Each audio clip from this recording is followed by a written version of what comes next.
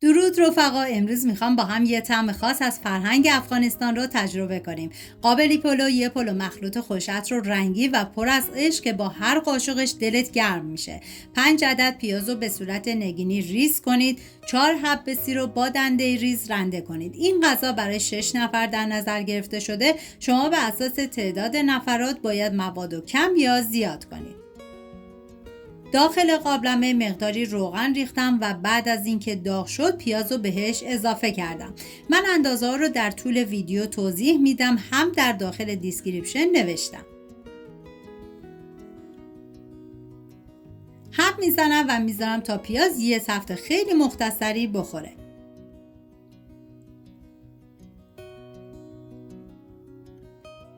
500 گرم گوشت رو بهش اضافه میکنم و میذارم تا گوشتم کاملا تف بخوره. ببینید این غذا با مرغ هم خیلی عالی میشه. میتونید گوشت این غذا رو حذف بکنید و از مرغ استفاده بکنید که این دیگه کاملا سلیقه‌ایه.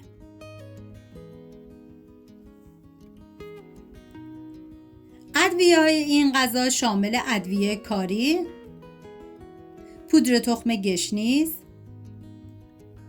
زردچوبه،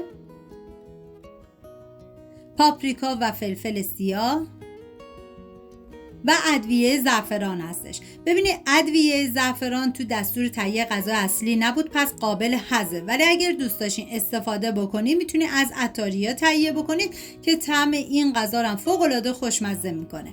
هم میزنم و میذارم ادویه ها تف بخورن و عطر ادویه ها آزاد بشه.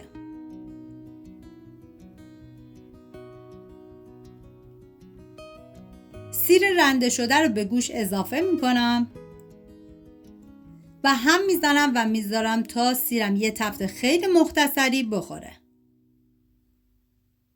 اگر عاشق پلوهای مخلوط و خوش‌عطر هستین و دنبال یه طعم خاص و متفاوتین، حتما قابلی پلو افغانی رو امتحان کنین که مطمئنم عاشقش میشید. یک عدد گوجه فرنگی پوستش رو بگیرید و به صورت نگینی ریز کنید و با گوشت مخلوط بکنید.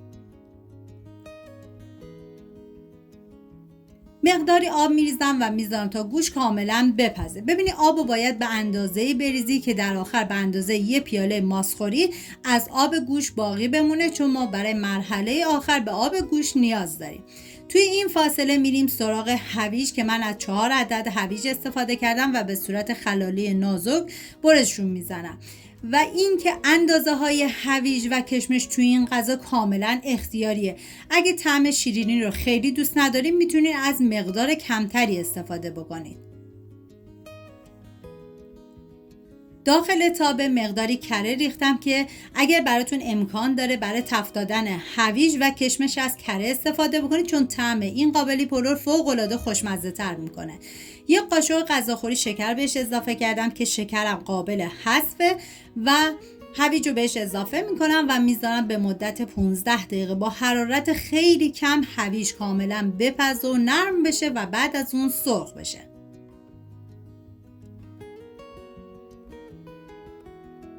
دوباره سر تابه رو بر میدارم و هویج رو یه هم میزنم. به هیچ عنوان زیر حرارت زیاد نباشه چون هویج میسوزه.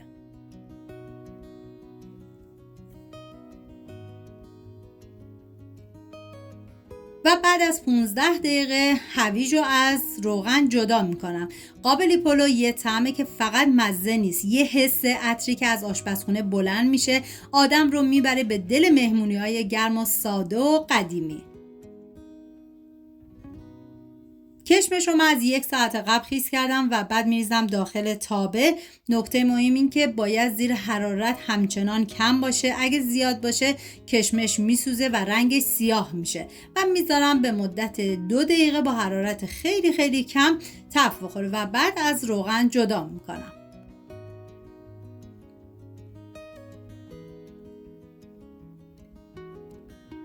داخل قابلمه مقداری آب ریختم و بعد از به جوش اومدن برنج رو بهش اضافه کردم.